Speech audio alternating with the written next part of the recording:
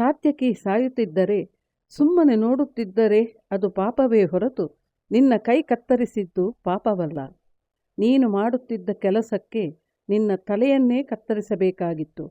ನೀನು ನನಗೆ ಧರ್ಮವೇನೆಂದು ಹೇಳುವೆಯಾ?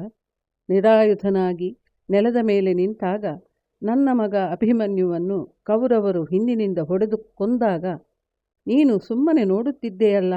ಆಗ ನಿನ್ನ ಧರ್ಮ ಎಲ್ಲಿ ಹೋಗಿತ್ತು? ಈಗ ಅದು ಕ್ಷತ್ರಿಯ ಧರ್ಮವಲ್ಲವೆಂದು ನೀನು ಹೇಳಿದೆಯಾ? ಇಲ್ಲ, ನೀನು ಹೇಳಲಿಲ್ಲ. ಆ ಮಗು ಹಾಗೆ ಕೊಲೆಯಾದುದನ್ನು ನೋಡುತ್ತಿದ್ದೆ. ಈಗ ನಾನು ಹಾಗೆ ಮಾಡಬೇಕಾಗಿತ್ತೇ? ಖಂಡಿತವಾಗಿಯೂ ಇಲ್ಲ. ನನಗಾಗಿ ಹೋರಾಡುವವರನ್ನು ನಾನು ಯಾವಾಗಲೂ ರಕ್ಷಿಸಿಯೇ ತೀರುವೆ ಎಂದನು. ಅರ್ಜುನನು ಮಾತನಾಡುವಾಗ ಯಾರೂ ಮಾತನಾಡಲಿಲ್ಲ. ಅರ್ಜುನನಿಗೆ ಭೂರಿಶ್ರವಸ್ಸಿನ ಮೇಲೂ ಕರುಣೆ ಉಕ್ಕಿ ಬಂತು. ಆಗ ಅರ್ಜುನ, ಅಪ್ಪ, ಕ್ಷತ್ರಿಯನಾಗಿ ಹುಟ್ಟಿದುದಕ್ಕೆ ನನಗೆ ದುಃಖವಾಗುತ್ತಿದೆ. ಕುರುವಂಶದ ಸುಪುತ್ರನಾದ ನಿನಗೆ ನಾನು ಹೀಗೆ ಮಾಡಬೇಕಾಯಿತೆ? ಶಪಿಸಬೇಕಾದದ್ದು ನಿನ್ನ ಈ ಸ್ಥಿತಿಗೆ ಕಾರಣನಾದ ನಿನ್ನನ್ನಲ್ಲ, ಇದಕ್ಕೆಲ್ಲ ಮೂಲ ಕಾರಣನಾದ ದುರ್ಯೋಧನನು ಎಂದನು. ಭೂರಿಶ್ರವಸ್ಸು ಸುಮ್ಮನೆ ತಲೆ ತಗ್ಗಿಸಿಕೊಂಡು ಕೇಳುತ್ತಿದ್ದನು.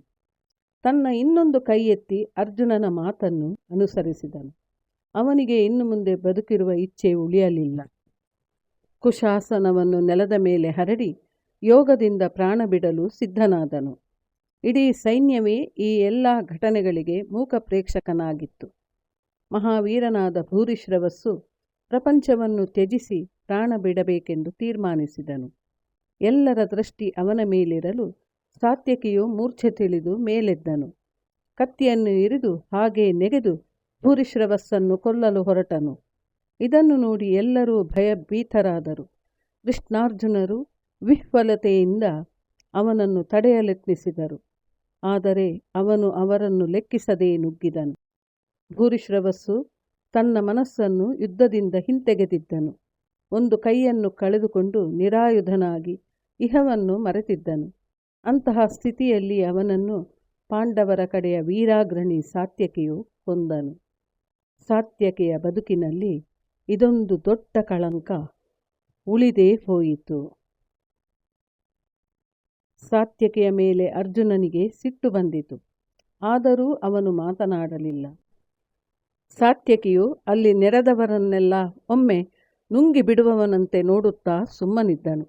ಕೊನೆಗೆ ಸಾತ್ಯಕಿಯು, ನಾನು ಏನೋ ತಪ್ಪು ಮಾಡಿಬಿಟ್ಟೆ ಎಂದು ನೀವೆಲ್ಲ ಘೋಷಿಸಬಹುದು, ಆದರೆ ನನಗೇನು ಹಾಗೆ ಅನಿಸುವುದಿಲ್ಲ.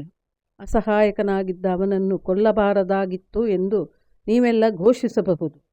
ಧರ್ಮವನ್ನು ಇನ್ನೊಬ್ಬರಿಗೆ ಘೋಷಿಸುವುದು ಸುಲಭ. ನಿನ್ನೆ ಆ ಮಗು ಒಬ್ಬೊಬ್ಬರೇ ಬನ್ನಿ ನಾನು ಯುದ್ಧ ಮಾಡುತ್ತೇನೆಂದು ಕೇಳಿಕೊಂಡಾಗ ನಿಮ್ಮ ಧರ್ಮಕ್ಕೇನು ಗ್ರಹಣ ಹಿಡಿದಿತ್ತೆ? ರಾಧೆಯ ಹಿಂದಿನಿಂದ ಹೋಗಿ ಬಿಲ್ಲನ್ನು ಕತ್ತರಿಸಿದನಲ್ಲ, ಆಗ ಎಲ್ಲಿ ಹೋಗಿತ್ತು ನಿಮ್ಮ ಧರ್ಮ?